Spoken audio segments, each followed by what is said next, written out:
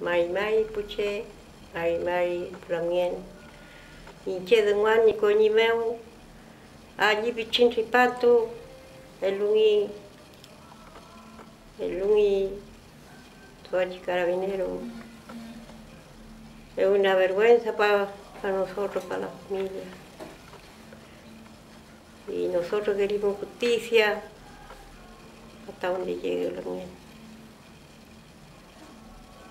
Yewani abuin, yewani mapuchen, chenin mapuchen, yewani chemu mai ingai belai mo buinka, ingai belai trewa. Chuchima bol wain, chuchima wain. ¿A dónde? ¿A dónde va a reclamar también? Eso. ¿El camper? De todas maneras, usted está solicitando que el Estado chileno realice la justicia que se debe por el asesinato de Jaime Mendoza. Sí. ¿Cómo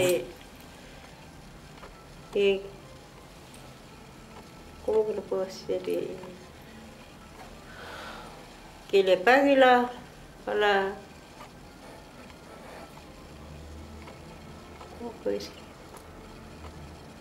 Que el Estado chileno se haga responsable por la muerte. Que sea responsable por mi hijo, que lo asesinaron.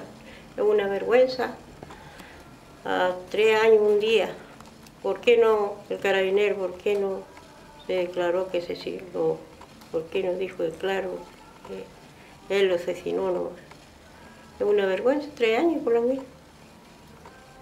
El carabinero Jara tiene que pagar por el asesinato de Jaime.